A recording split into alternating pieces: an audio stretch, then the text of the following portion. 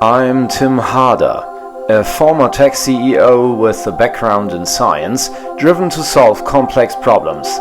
I've spent my life building systems that work, but some things don't. Join me on a journey to explore the world's greatest mysteries. This is UnknownJourney, searching for answers to the world's greatest mysteries.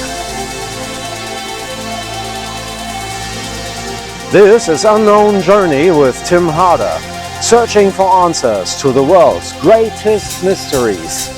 Join me in today's episode.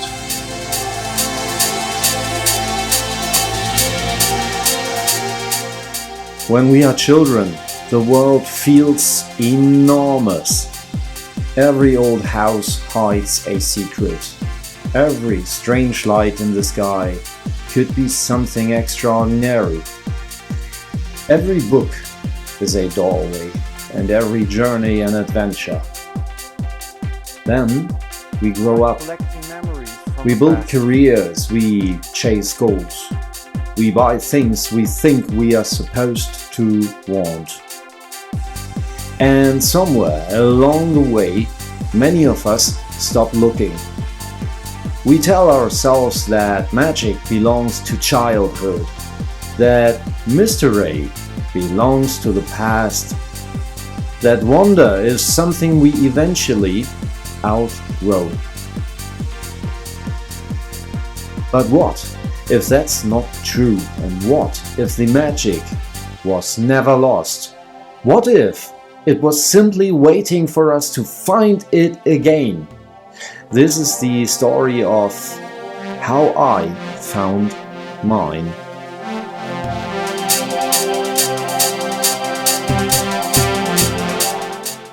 Welcome to this episode of UnknownJourney, the magic we lost. And this time I'm not in the outdoors, I'm really in the office, inside of the office in which it all began. So let me tell you a story. Years ago I was an entrepreneur, and I was for several years really focused on that.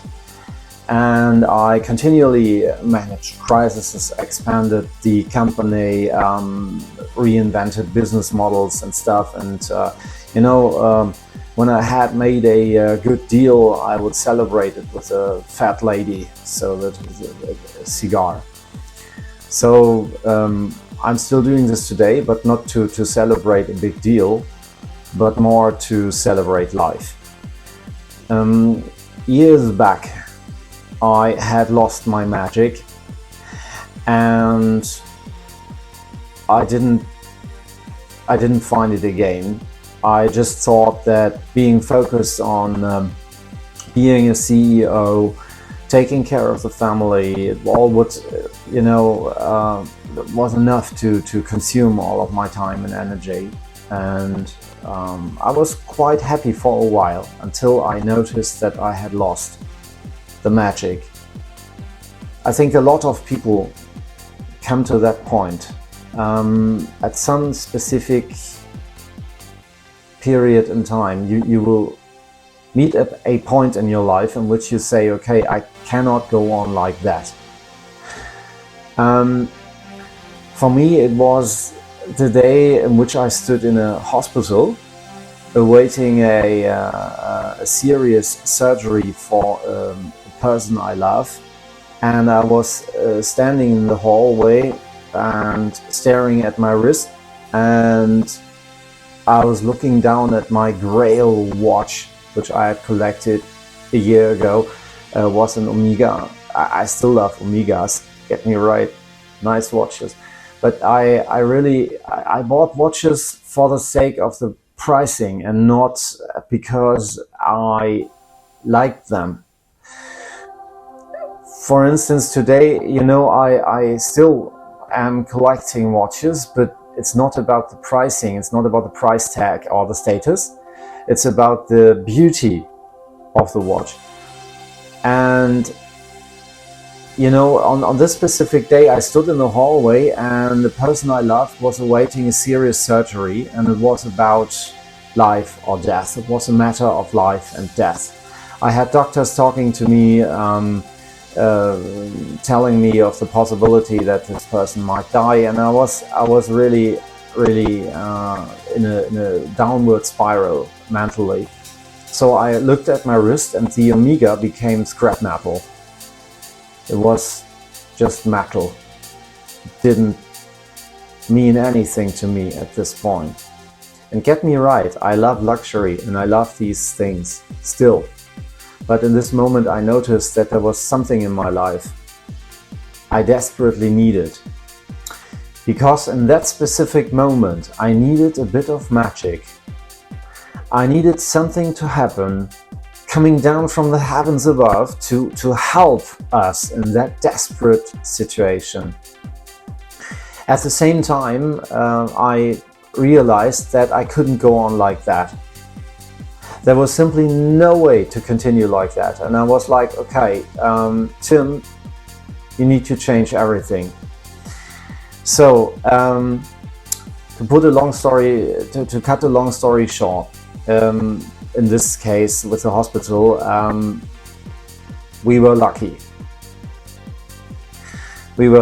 And since then I knew that I was on a path, I was on a mission, so to speak, but the mission didn't have a proper name, and I didn't know where to go, because I knew I couldn't go on like that.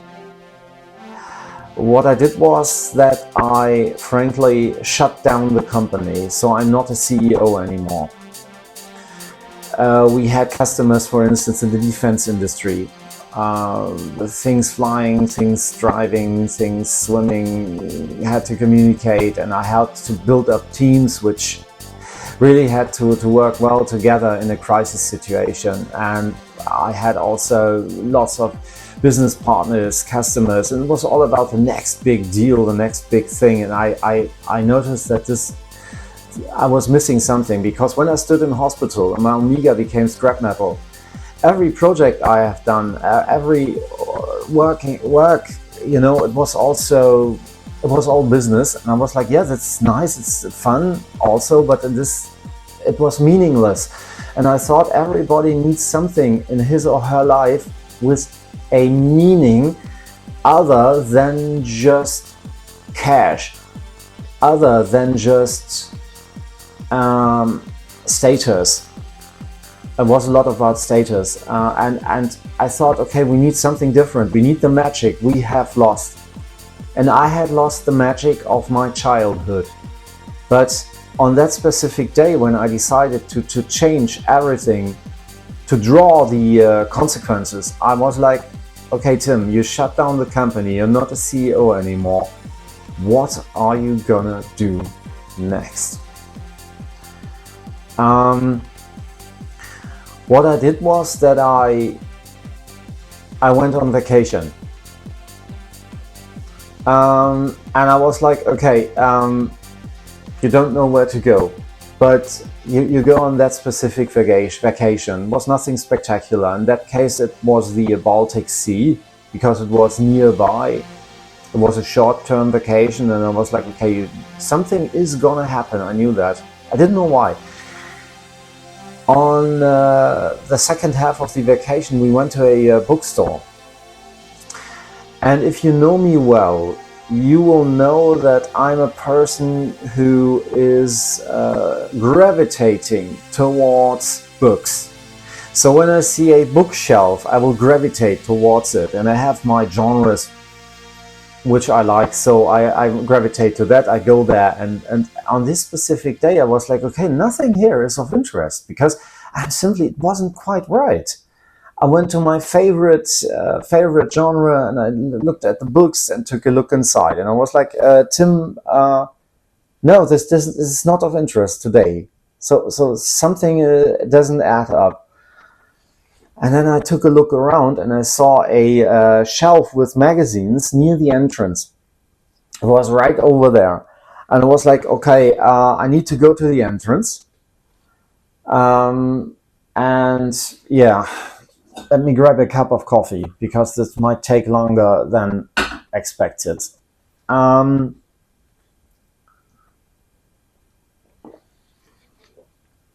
the shelf there were magazines, and I took a look at the familiar ones. There was a watch magazine. There was a magazine about about weightlifting, and I was like, okay, but today this didn't add up. And then I saw a magazine. It was about mystic things, and I said, Tim, you're too old for that crap. I mean, you're a businessman, you're a former CEO, you're focused on, numbers and calculations and business strategy and stuff. There's no place for myth in your life. And something in me, there was this inner voice said, oh, come on, grab it. And I was like, okay, I need to do it. Okay, but it's kind of ridiculous, and I hope my wife won't see it. But okay, I do it, and I grabbed it. And this moment really changed my life, because I knew I had to dive into that. I had to dig into that. It was not the diving magazine, was not the weightlifting magazine, was not the watch magazine. No, it was on this specific day, it was the Mystic magazine. And I was like, okay, what we've got here. We have a ghost story. We had something with the mummies in Egypt. We had something with energy lines. We had, of course, the Nazca lines and all. And I was like, oh, come on, you have forgotten about all of that. And suddenly I sensed something like a golden rain. This is something like a mystic experience which the Celts described in their writings. It was like a golden shower, a golden rain from the heavens. And I was like, Tim, there's something about it. So I started reading, and then I was like, okay, I need to buy that. And I know that I went to my wife and said, hey, look, come on, this is okay. I just do it for my entertainment whatsoever. And then I couldn't let it go until I had completely read it. I knew I had something. There was something I needed to do about it, and that was the specific moment in which I decided that I will write a book. And then I said to myself, Tim, let it sink in, 1 day, 2 days, and it was all about the book. And a week later, vacation was over. I was like, yeah, come on, you need to start writing a book. I have written books once, but didn't add up. It just felt right. And I wondered why. Because it was about something I was interested in, was something I wanted to do, and I needed to do that. And then I was like, Tim, what are you doing in your spare time when you want to have fun? Yes, of course, I would watch a documentary about mystic things. And since the BBC or Netflix didn't offer me a contract, well, I gravitated to YouTube, and I thought, Tim, let's do a show. Let's do a show about the journey into the unknown. This is why Unknown Journey is called Unknown Journey, because it was started out with my own journey into the unknown. I didn't know where I would end up. I didn't know where to go. I just needed to start. This is Unknown Journey with Tim Harder, searching for answers to the world's greatest mysteries. Join me in today's episode.